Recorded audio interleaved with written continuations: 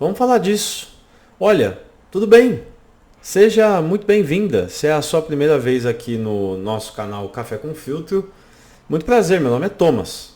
Eu tenho uma playlist dentro desse canal onde eu faço reviews de poemas, né? Poesia essa que tanto se perdeu ao longo da nossa existência, mas que é tão importante termos próxima da gente, certo? E por mais que esteja um frio danado aqui em São Paulo, eu estou sim de regata, pois são os versos de Cora Carolina que irão me aquecer nessa melancólica terça-feira na cidade de São Paulo. Cinzenta, cinzenta. Mas enfim, eu não estou aqui para falar da meteorologia, eu estou aqui para falar dessa pessoa especial que você pode chamar de Cora Carolina, como é o seu nome artístico, muito conhecido, mas que você também pode chamar de Aninha, que inclusive é o nome que leva o título do poema que a gente vai analisar hoje, Aninha e suas pedras, porque o nome de Cora era Ana, certo? E esse poema foi um poema que ela escreveu para si mesma. Então nós vamos lê-lo com calma, vamos passar verso por verso, e tem várias informações tanto sobre ela quanto sobre o poema que eu quero compartilhar com você no vídeo de hoje. Perfeito? Mas antes que a gente comece, deixa eu já te pedir para curtir o vídeo. É super importante, tá? Para aumentar a entrega dele aqui no canal. Caso você tenha interesse nesse tipo de conteúdo, já se inscreva, tá bom? E também, se você quiser comentar com algum poema que você goste muito e que você queira a minha análise, por favor, não hesite em fazer isso. É só colocar nos comentários aqui abaixo do vídeo. Tá ótimo? Show de bola. Então vamos começar. Antes de ler a artista, nós precisamos conhecê-la. E tenha isso em mente para qualquer tipo de análise que você for fazer em relação a qualquer tipo de conteúdo. Porque, como diz o professor Zé Paulo Neto, as ideias de um pensador não são dissociadas do chão em que ele pisou.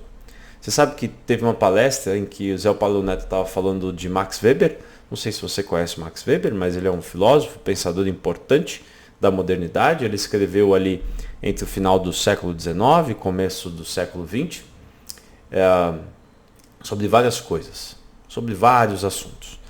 E o que o professor Zé Paulo Neto estava dizendo nessa palestra é que a gente não podia dissociar tudo que Max Weber estava escrevendo com o contexto histórico no qual ele estava inserido. Max Weber era um alemão, certo? Escrevendo em um contexto de Primeira Guerra Mundial, em um contexto de Revolução Bolchevique, em um contexto de ascensão do comunismo, em um contexto de potências europeias colonizadoras, em um contexto de ascensão do nazifascismo. E é super importante a gente ter consciência do chão que Max Weber pisou para poder finalmente julgar as ideias que se catapultaram a partir dessa realidade, tá bom? Então, por isso que eu te digo, quer entender a Cora, quer entender a Aninha, quer entender sua poesia, a primeira coisa que você tem que saber é: Aninha só estudou até o terceiro ensino básico, o que seria talvez a terceira série, digamos assim. Ela mal foi alfabetizada, certo? Aninha não era escritora ou poeta de profissão. Na verdade, Aninha, Cora, era doceira. Ela era doceira, por incrível que pareça. Doceira, passou a vida inteira fazendo doces, bolos, quitutes, e provavelmente eles eram maravilhosos. Se a gente for pensar que a comida tem o sabor da energia de quem a produz, com certeza essa poetisa fazia chover na cozinha. E Cora Carolina era uma pessoa que, dado curioso, só começou a publicar seus escritos, seus poemas e tudo que produziu aos 76 anos de idade. Ela escrevia por hobby, ela escrevia por fuga talvez, ela escrevia por valorização. E a gente vai comentar o porquê que eu estou dizendo isso aqui durante a análise desse poema. Mas Cora era uma pessoa que não tinha na escrita um ofício.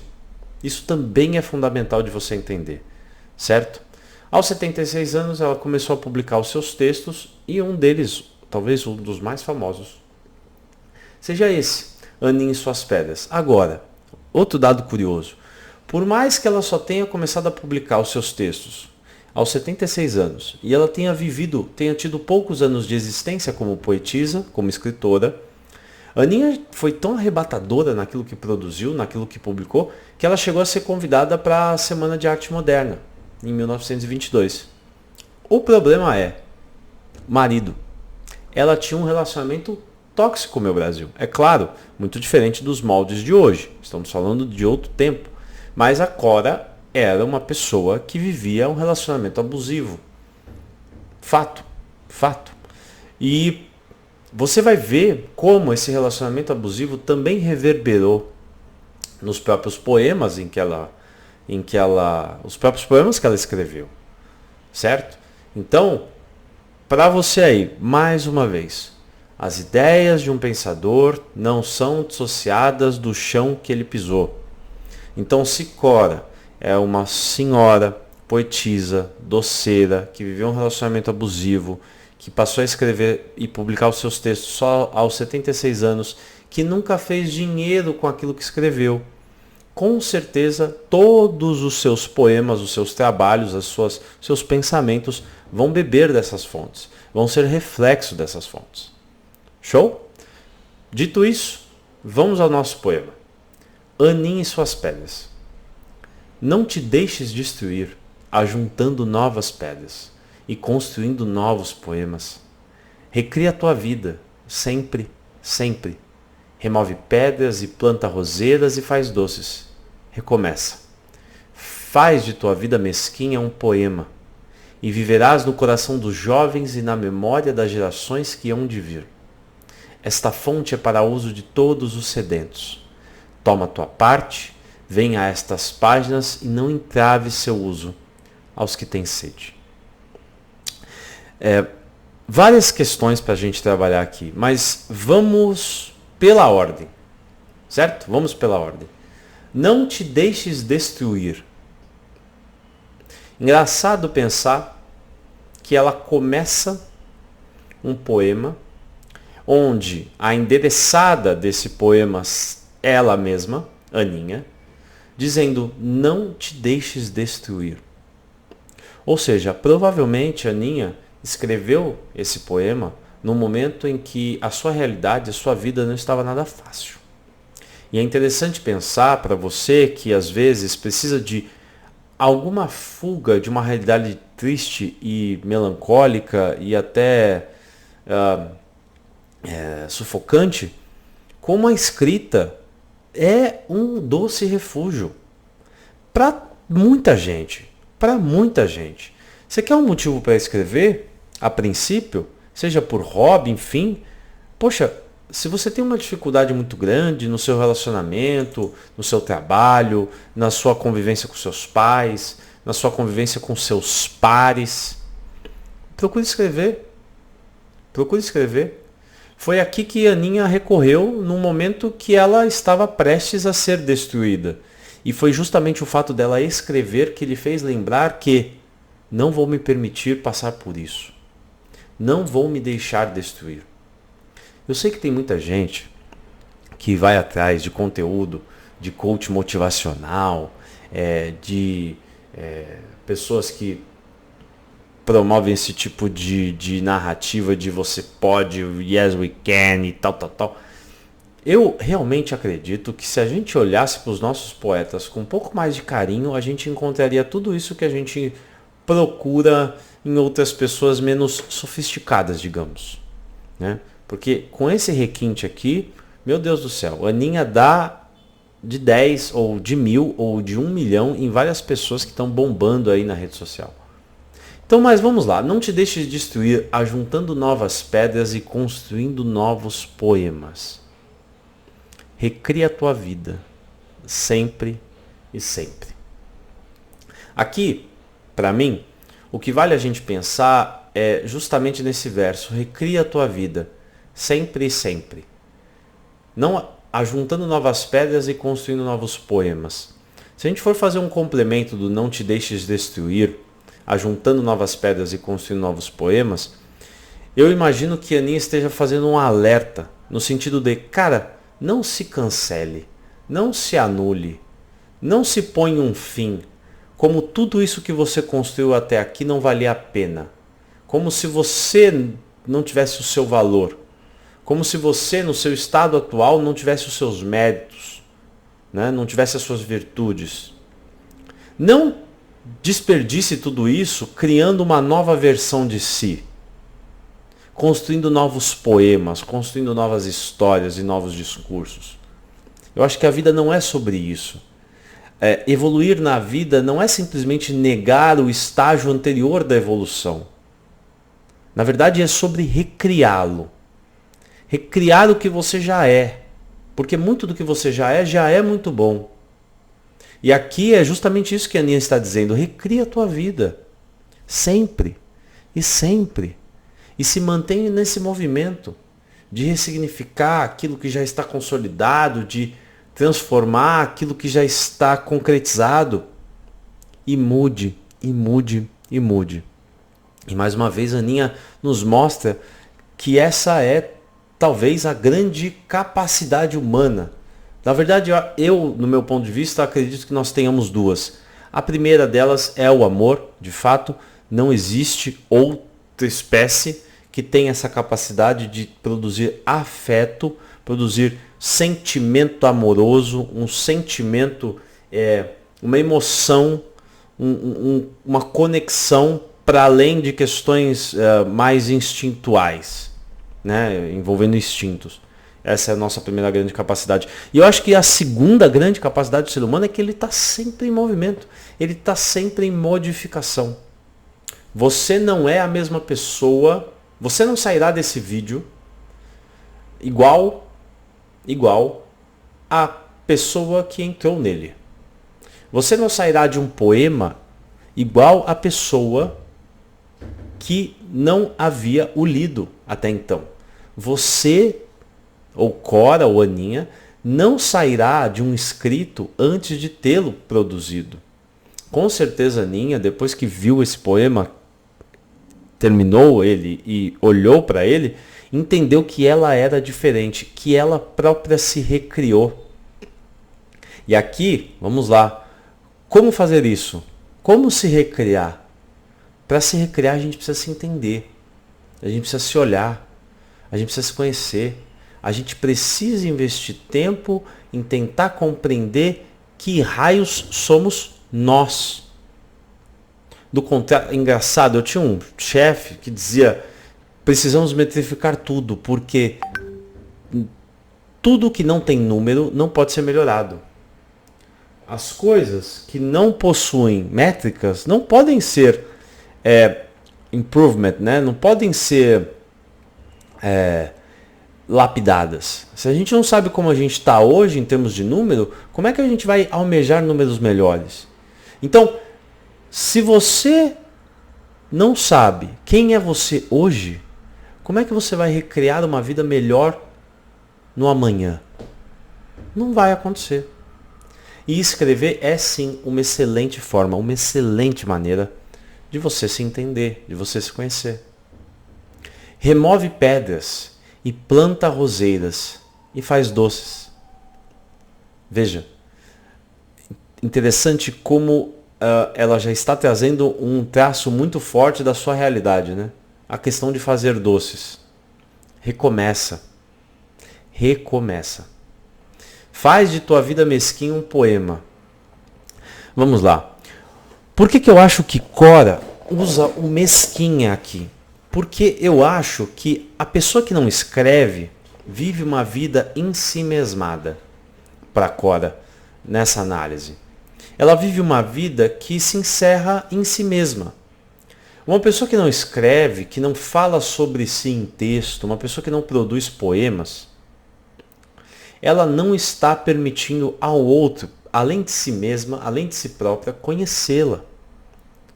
Tanto que aqui Cora fala: você quer não viver uma vida mesquinha? Você quer viver uma vida em abundância? Transforme-a em um poema. Porque a partir do momento que você transforma a sua vida em um poema, você dá acesso a outras pessoas. Você permite que outras pessoas entrem. E eu posso te falar, sinceramente, eu até vou me emocionar nesse momento, porque é algo que eu tenho trabalhado muito na minha análise. Eu já tive dificuldade em vários relacionamentos da minha vida porque eu simplesmente não deixava a pessoa entrar. Porque eu simplesmente não permitia que a pessoa me entendesse. Porque eu simplesmente não permitia que a pessoa acessasse as minhas dificuldades, as minhas lidas, as minhas dores, as minhas vulnerabilidades. Porque eu me maquiava, ou melhor, eu me escondia atrás de uma armadura, de uma pretensa perfeição, ou de uma pretensa estabilidade que no fim não existia. E eu impedi essa pessoa sempre de acessar o que realmente acontecia comigo e quem eu realmente era. Só que a gente nunca vai se esconder por completo de nós mesmos. E quanto mais a convivência aumenta com o próximo, mais entenda que mais chances você dá a ele de conhecer o real você. Só que ele só vai conhecer por sintomas. Só que esses sintomas vão gerar contradições absurdas. Poxa, mas ele é totalmente estável, para ele tá sempre tudo bom, ele tá sempre sorrindo, parece que nada de ruim acontece com ele. Do nada eu pego chorando, ouvindo uma música dentro do carro, voltando para casa. E aí eu pergunto, tá tudo bem? Ele engole o choro e diz sim, é claro que tá tudo bem, como sempre esteve. Então perceba, escrever não é só se dar uma chance de se conhecer. Escrever é, a partir disso, permitir que o outro te conheça.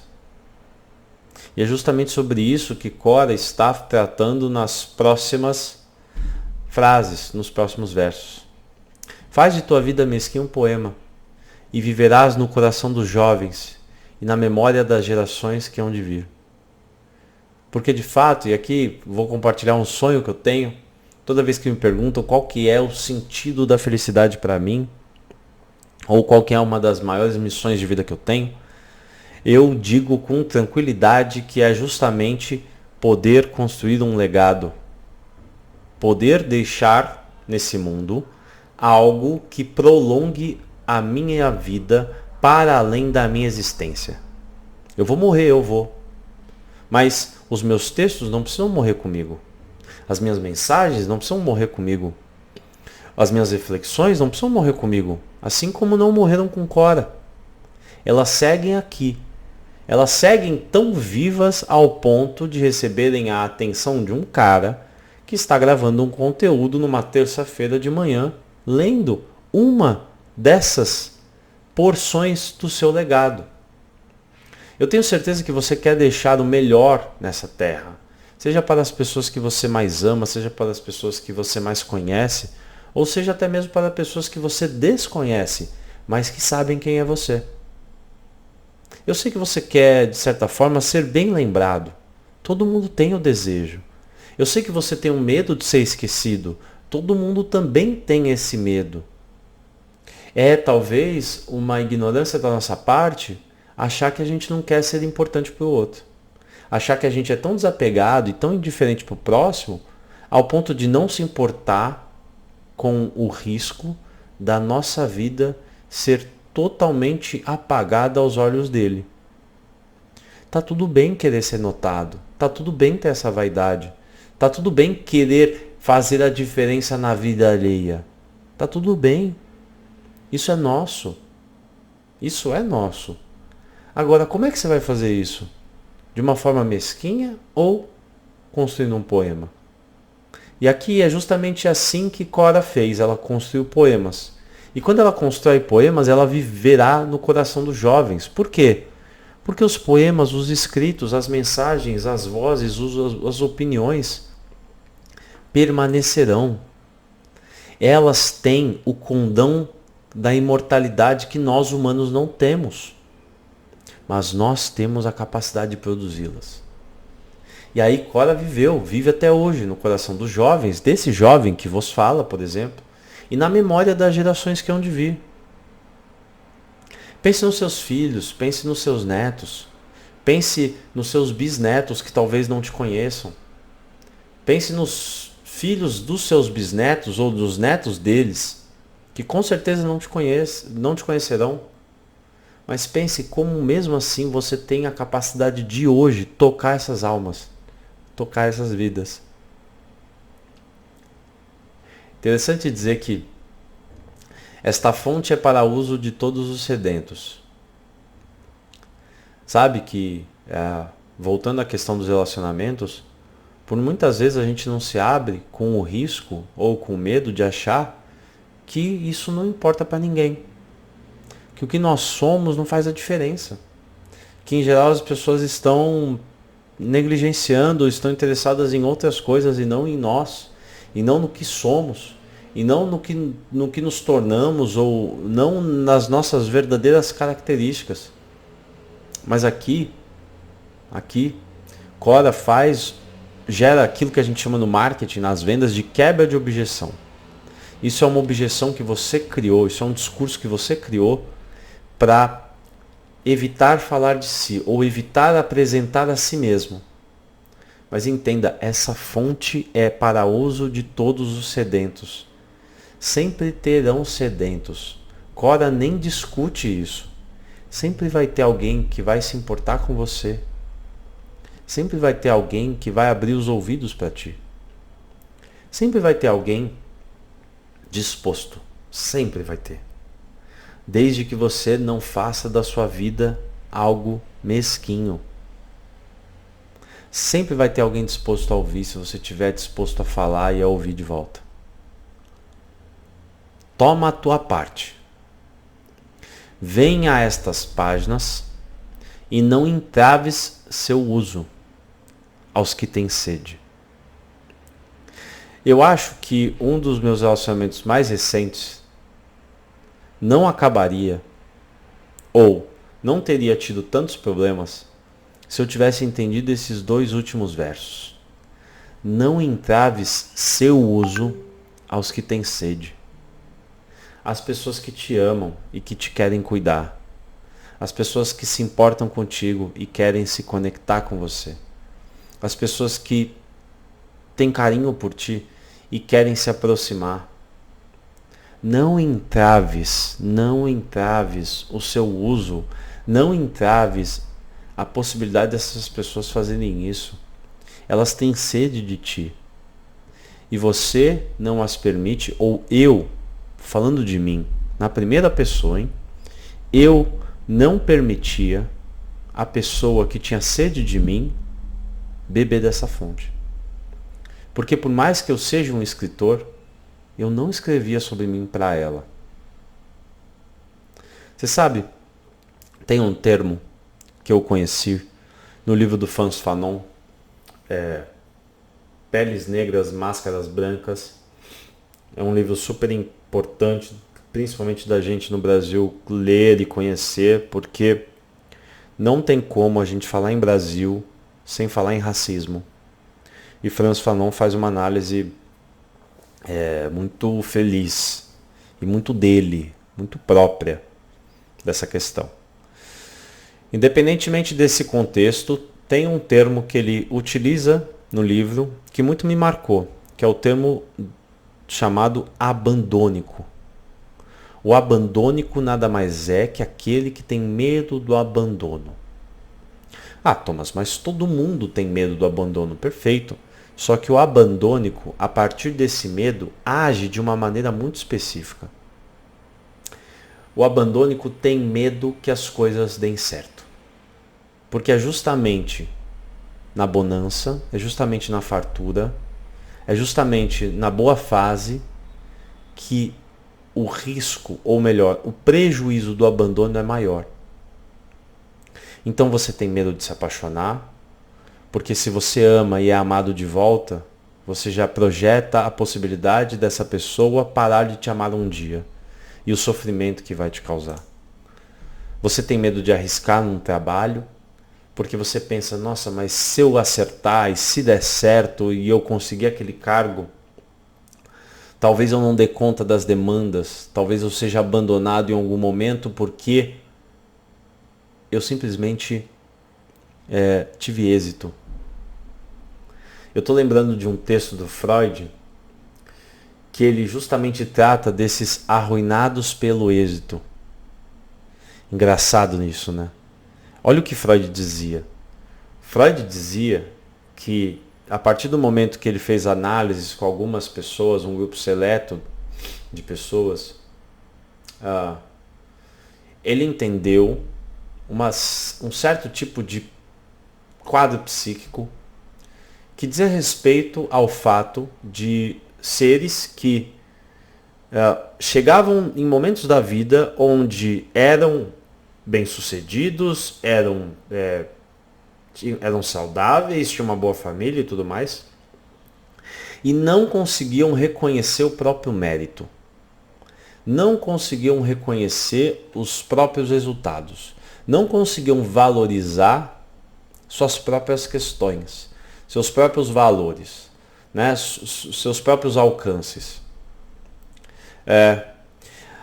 Justamente por isso, por essa dificuldade de reconhecer esse próprio mérito, chegou um momento na vida dessas pessoas que elas pararam de persegui-lo. Por mais que elas tivessem todas as condições de se darem bem, de terem sucesso, de alcançarem algo, de conseguirem, elas paravam de perseguir, elas se sabotavam. Se sabotavam por quê? Porque de tão exitosas e de tão críticas em relação a esse êxito, elas pararam de reconhecer o seu próprio mérito nisso. Então, já que eu não vou reconhecer o meu mérito nos êxitos que eu posso ter, e eu vou atribuir esse mérito a outras questões do universo, por que raios eu vou persegui-los? As pessoas que se arruinam pelo êxito são pessoas que não se movimentam. Parece muito distante, mas eu vou trazer para o meu exemplo pessoal. Por muito tempo eu não me permiti, talvez, viver um relacionamento realmente amoroso. Por muito tempo, talvez, eu não deixei as pessoas entrarem na minha vida, porque talvez eu também tivesse uma fobia do êxito. Talvez eu também tivesse uma fobia da pessoa gostar muito de mim, da pessoa me querer ao lado dela, da pessoa confiar na minha pessoa, da gente se dar bem e de eu amar de volta.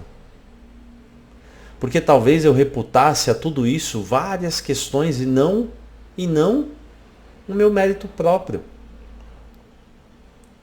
Esse é um lado da moeda, mas tem o outro, que é o abandônico.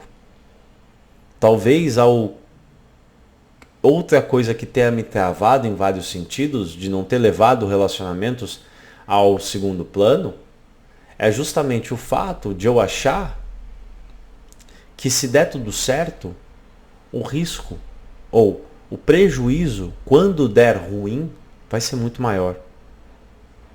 Então a saudade que eu vou sentir quando a gente terminar vai ser muito maior. As dores que eu vou sentir quando a gente brigar vão ser muito maiores. As dificuldades que eu vou ter de superar aquilo quando, no caso, acabar, vai ser muito melhor, vão ser muito maiores. E por mais que eu tenha alcançado o êxito, eu não me vejo merecedor dele. Então por que raios me manter ao seu lado?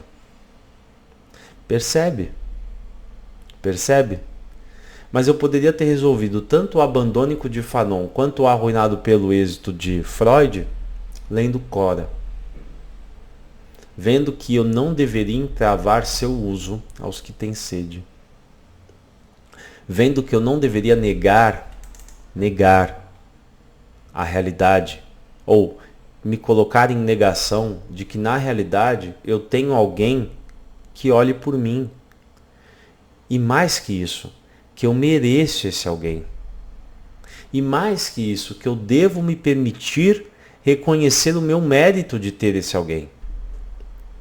Cora, você talvez tenha nesses dois versos resolvido uma questão fundamental na minha vida amorosa, na minha vida afetiva e provavelmente na sua também.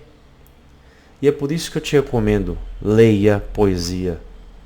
E se você não tiver essa facilidade de poder interpretar a poesia da mesma forma que a gente interpreta aqui, por favor, sinta-se mais do que bem-vinda ou bem-vindo a se inscrever aqui no canal e permanecer comigo. Eu não tenho, de novo, eu não farei da minha vida algo mesquinho. Eu sempre escreverei um poema sobre ele, sobre ela. E acho que produzir esse tipo de conteúdo, compartilhar essas vivências, abrir meu coração de fato, até me vulnerabilizar de certa forma, é seguir os preceitos de Aninha. Quem sabe eu vivo no seu coração e quem sabe também na memória das futuras gerações que verão esse vídeo em algum momento. Eu queria te agradecer pela companhia até aqui, pelo seu tempo, pela sua paciência.